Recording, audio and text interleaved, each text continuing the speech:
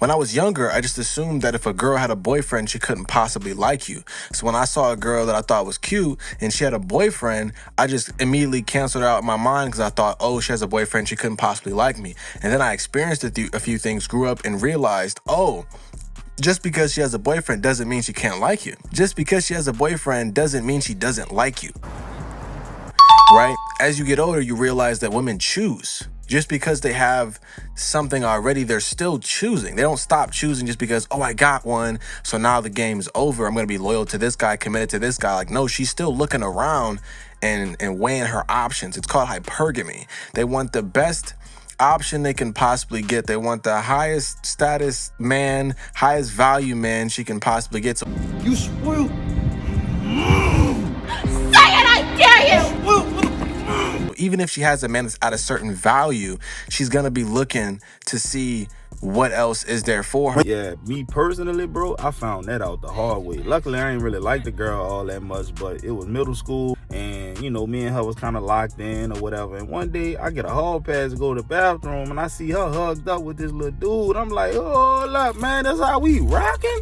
Yeah, bro, but, you know, that happened to me in, like, 7th grade or something like that, bro. When you hear a woman tell you, I love you, just know that it doesn't mean exactly what you think it means. What do you mean by that? I'm gonna tell you the honest to God truth of what I love you actually means when a woman says it. What it actually means is, I love the man you are being right now in this moment. It's totally wrong. It's just like wrong. It's just wrong.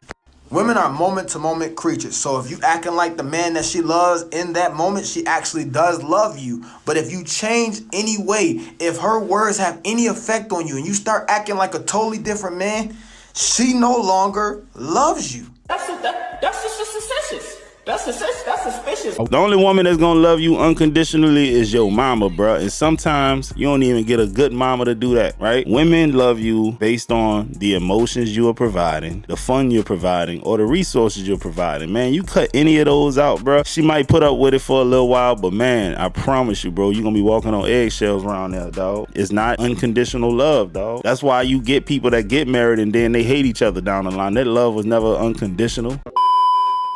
Would go hard, no contact, straight to the gym. When I say no contact, let me be very clear. Don't unfollow her, but make sure you can't see her stories. You don't watch her stories. You don't reach out to friends. You don't watch your friends' stories. Go completely cold. Why shouldn't you unfollow her? You don't unfollow her because you're showing emotion. You need to be able to stand in that fire and not look. If you unfollow her, you're doing it out of anger. And then you got to go through the process of following back. You've got to walk away, go work on you. And I can guarantee you, my friend, if you can truly stay to no contact and you go get better, she'll be back. Hey, y'all, come look at this. All right, fellas, you heard everything he said, right? He just left out one part. Don't take her back. Straight up. Why would you want her back, bro? Come on, man. Okay, so this time my BBL almost killed me in a minute or less. Basically, back in 2019, I got a BBL, and I thought it was perfect. I thought it was hot shit. It was mwah, chef's kiss. Nobody could tell me shit. You need to leave that dope alone. 6 months in, one of the booty cheeks starts growing.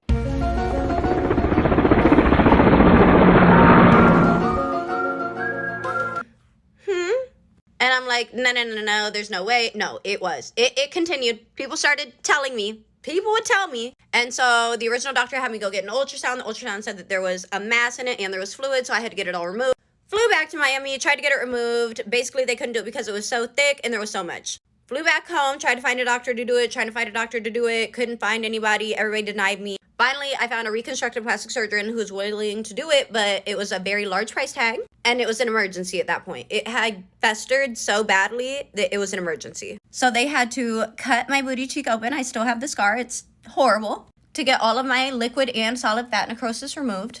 And if I never found my doctor, it would have either just been a very large infection or killed. Because it really don't matter how much men tell women they don't even like the BBLs, they're still going to do it. But this one here is strange because a whole bunch of women are going to see this video and they're still going to go get a BBL, bro. When I tell you that's the definition of insanity, doing the same thing and expecting different results. Everybody's booty is imploding on them. You know what I'm saying? They catching flats literally in front of us and they're still getting, bro, leave them BBL girls alone. I be like, damn, why did I do that? I don't even know when I be slapping people. I don't know when I'm gonna slap somebody. You keep messing with me. I'm dangerous. I'm scared of myself. They call me snap and pop because I snap and I will pop you in the mouth. Don't mess with me, man. You better watch your back. Yo, this a message to the young dudes. Be like this guy right here. See, he chose peace because women got a tendency to take things out of proportion, bro. They will skip levels on you. You might throw a little jab out there, and I promise you, she coming back with the Mike Tyson in the early 90s, late 80s uppercut. I promise you. Watch this next video. She gonna illustrate how she just skipped levels, dog.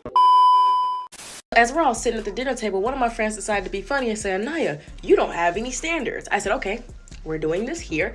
I said, I do have standards. I only apply them when I want to take someone seriously. Other than that, I'm experimenting. Because, hey, we're humans. And if you don't experiment on what you like in a guy or in a gal, how are you supposed to know to apply standards on what you do and don't want when you're ready?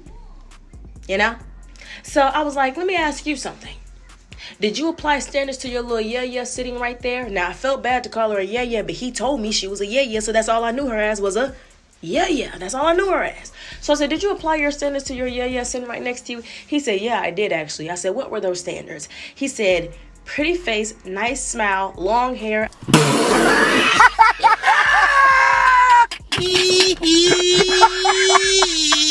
I said, let me stop you right there. You didn't apply standards. You applied appearances.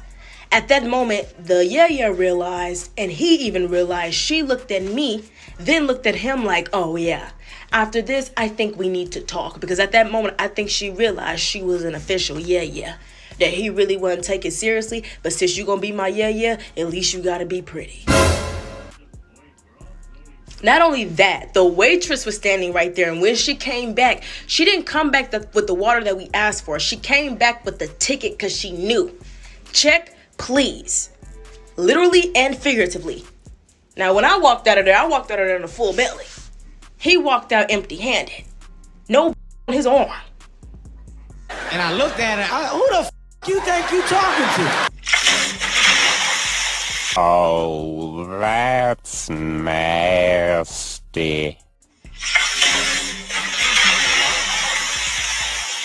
Oh, you nasty bastard! That's nasty, man!